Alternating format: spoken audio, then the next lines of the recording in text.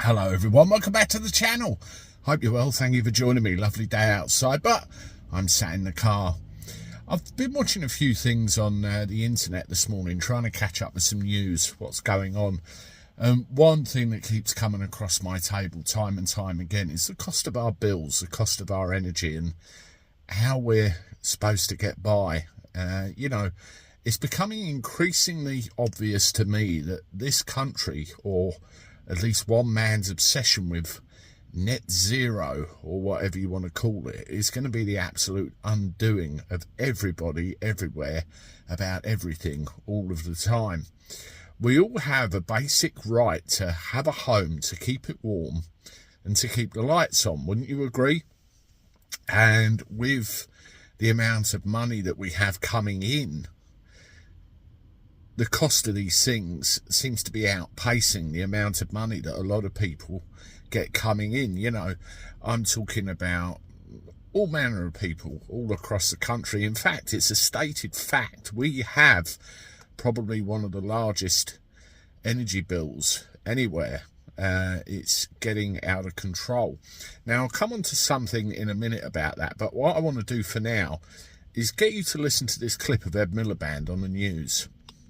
Why did prices go up? I go back to this point when Russia invaded Ukraine because of fossil fuels. There's only one answer to this. Because we're in the control of these global markets, there's only one answer to this, which is homegrown clean energy we control. So the case for action on clean energy is not just the old case of climate, which I believe in. It's the new case for energy security. If we have that wind power, that solar power, that nuclear power, we control it. We control the price. At the moment, we're on that roller coaster of the fossil fuel markets, which we don't control and which are controlled by dictators like Putin. You see the narrative there. He's basically saying that our access to fossil fuels, our access to the kind of stuff that we need to provide cheap, affordable energy to all of our homes is completely out of control.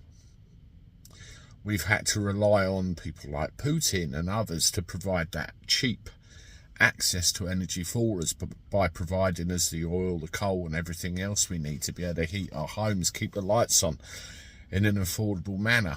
And yet again, they go back to blaming the war on the fact that everything has gone through the roof. It's the same old tied out narrative, isn't it?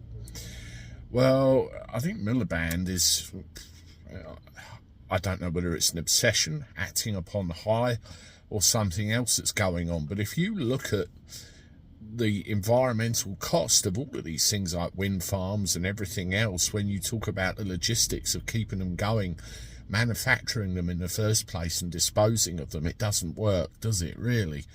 And when you talk about the control of resources, if you look at the North Sea, if you look at certain places on land in this country, there is abundant levels of resources we can still tap into and use ourselves, which is in our area of interest, yet it remains untouched. Why?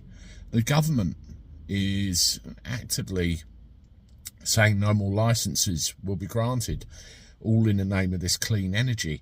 Now, on Rumble, a little bit later, I'm going to be talking about something else, which has come into the news as well, to do with the environment, which I might not be able to get away with talking about on here, but it's all an absolute cesspool. Now, one of the other things I've noticed as well, and you can see the picture here, is this idea of zonal pricing. So depending on where you live within the United Kingdom will dictate how much you pay for your energy.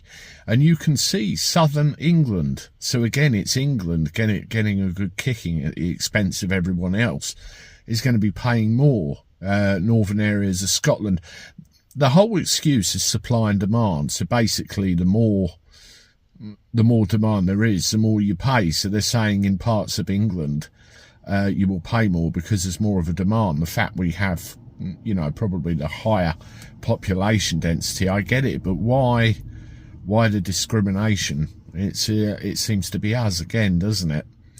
So what effect does this have on our energy bills? I'm going to tell you a personal story.